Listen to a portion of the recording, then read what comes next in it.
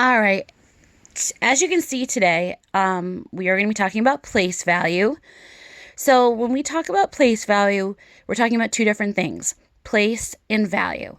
And so when we talk about these, we need to break them down into two different pieces.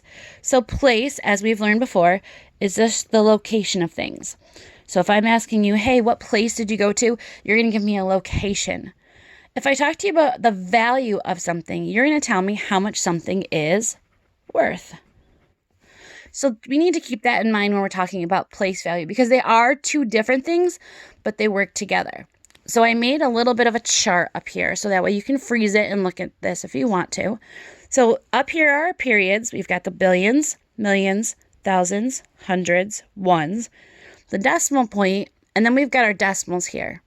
Now this is just kind of like a decimals period or a parts period, so it doesn't really have a name. It's not broken down like our wholes. So to the left of our decimal, these are our whole numbers, our whole pieces. And over here, these are our decimals or our parts. They are worth less than a whole. So what I want to do is just want to recap that each one of these periods is also broken into the ones, the tens, and the hundreds. So there's a millions period that has places in the 1 millions, 10 millions, 100 millions. Same thing if we go down here to the hundreds period. We've got a 100s, 10 hundreds, 100 hundreds. So the example that I have down here, if we were just looking for digits, we could say that this 3 is in the place of the hundred thousands place. If we want to know the value of that number, all we have to do is we have to say, okay, it's in the 300,000s place. So its worth, its value is 300,000. And we can use this chart, this kind of way of thinking to help us do a lot. The other thing that we talked about when we talked about place value is the different forms of numbers. So we talked about writing numbers in standard form, word form, and expanded form. And I just want to give you a quick example, a little rundown of how we can figure this out. So I'm just going to make up a number here.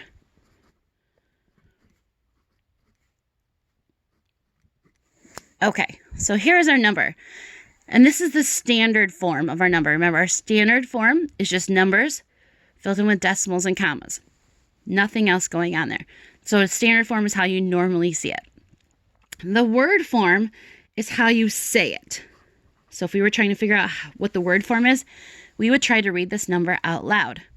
So in order to read that number out loud, we would say 3,000.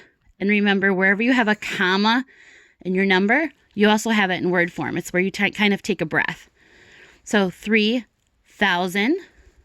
The next part, we're going to read this whole part together. 487. And because we're in the ones period, we don't have to say anything else. So here we were in the thousands period, so that's why we said 3,000. Over here we're in the ones period, so we don't have to say that period. So it's 487. At the decimal point, you know that we have that magic word, and then we write this whole number, 14, and we need to figure out what place that is in. And if you remember the trick that I taught you, if you do not know that this is the hundredths place, so we would say 14 hundredths, you can always use that trick, which is to put a 1 under the decimal, fill in with as many zeros as it takes to get to that place, and write THS. So this is 14 hundredths. So that will be our word form for that one. Now we can do the expanded form. So I'm going to rewrite my number, 3,487 and 14 hundredths. And if you remember the strategy we had for expanded form, we took our first number, filled in with zeros, commas, decimal points, and we said plus, took our next number, took our next number,